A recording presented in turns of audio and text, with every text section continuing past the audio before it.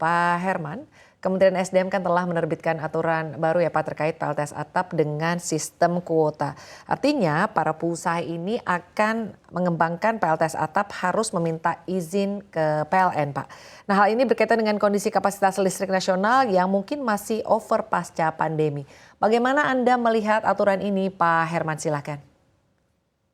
Baik ya, tentunya sebuah aturan baru diterbitkan niatnya adalah tentu untuk memperlancar karena kita kan ada target transisi energi net zero emission dan juga target yang cukup besar 23% pada 2025. Nah, saya melihat aturan ini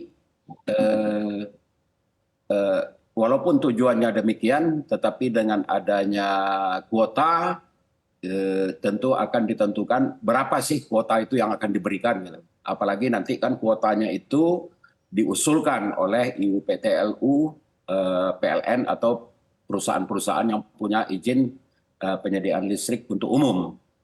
Nah, tentunya kita menunggu. Mungkin kita sudah bisa memperkirakan karena adanya kuota, kemudian adanya izin ya, izin itu bukan dari PLN saja, tetapi dari semua yang punya IUPTLU itu diwajibkan untuk menentukan kuotanya. Dan kuota itu diusulkan untuk 5 tahun dan setahun nanti secara rinci di klaster. Ya, saya melihat kuota ini belum bisa disimpulkan akan meningkatkan ya. Namun kalau tujuannya untuk mengamankan PLN, ya memang tentu ini masuk akal juga bahwa kuota itu perlu ada. Namun kalau kita lihat juga aturan yang baru dibuat ini kan tidak ada ekspor ke PLN. Jadi hanya untuk pemakaian sendiri oleh konsumennya. Jadi dibandingkan peraturan sebelumnya ini akan berkurang sebenarnya penetrasi ke arah PLN. Semata-mata hanya akan digunakan oleh pemilik PLTS atap dan berarti ya itu pun kalau para pemilik ini berniat dan berminat. Nah ini hari ini ada saya, tapi juga ada dari Energy Watch. Tetapi sebetulnya yang lebih pas lagi nanti dihadirkan bagaimana menurut yang punya pabrik misalnya, apakah dia tertarik gitu loh. Apakah dia tertarik, apakah dia bersemangat, ya kita tunggu bagaimana tanggapan dari mereka. Tapi nanti hari Jumat itu saya dengan Asosiasi Energi Surya Indonesia akan mendiskusikan hal ini. Ya kita lihatlah nanti. Baik, terima Oh kasih. iya, terkait apakah terkait dengan over capacity, sebenarnya over capacity itu tidak akan permanen. Saya malah melihat over capacity itu udah paling hanya terjadi sebentar lagi udah habis. Dan bahkan beberapa pengamat, tidak hanya saya, kita berdiskusi karena kita terbuai dengan over capacity, jangan-jangan ya nanti malah terjadi krisis, selalu begitu. Dan sebuah aturan tentunya dibuat untuk kondisi apapun ya, jadi tidak terkait dengan over capacity terus perlu kuota. Menurut saya bukan karena over capacity, hanya untuk menyelamatkan kalau terlalu banyak peminat sehingga penetrasinya besar, dan kemudian frekuensi tidak stabil. Dan itu pun sebenarnya ada solusi teknologi untuk menstabilkan frekuensi itu. Baik, terima kasih Pak Herman.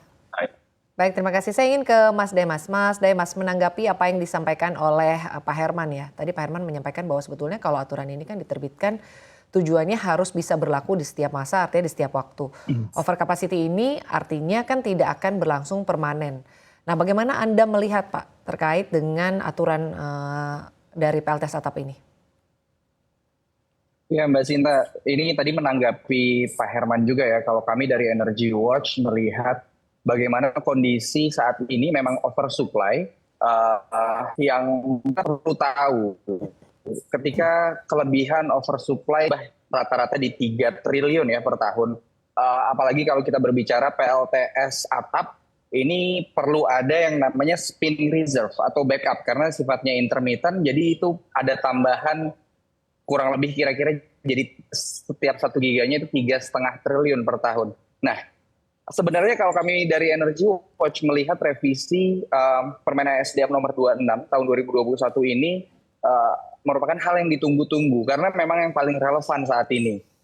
Bagaimana PLN ataupun negara mencoba memitigasi kondisi oversupply listrik yang ada pada saat ini melalui beberapa kebijakan. Ya, salah satunya memang revisi Perpres terkait ekspor impor ya. Namun ada juga beberapa kebijakan seperti pembagian rice cooker dan juga penggunaan kompor listrik, kompor induksi, serta elektrifikasi kendaraan roda 2 atau roda 4. Ini juga sebuah mitigasi yang memang salah satunya untuk penyerapan listrik.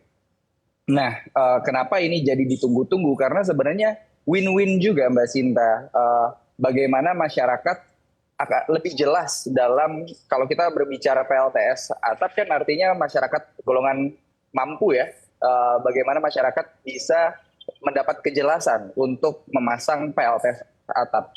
Karena sebelumnya ini kan agak sulit ya. Memang sama-sama perlu izin, namun sangat sulit. Kenapa? Karena di sini ada terkait ekspor impor kelebihan daya. Ini yang akan menjadi beban dari negara juga. Kita bisa lihat bagaimana rasio elektrifikasi ini juga ya ke depannya. Karena kalau misalnya tadi Pak Herman sempat membahas ada potensi krisis, kalau kita melihat ketika masyarakat secara di tataran bawah ya, di pengguna itu sudah menggunakan, lebih berminat dan lebih mudah dalam memasang PLTS atap, ini tentunya dalam sisi rumah tangga kondisi kelistrikannya sudah bisa diamankan. Jadi PLN pun bisa mencari cara lain nih bagaimana penyerapan listrik yang kondisinya saat ini oversupply. Mungkin seperti itu, Mbak Sinta. Baik, Pak.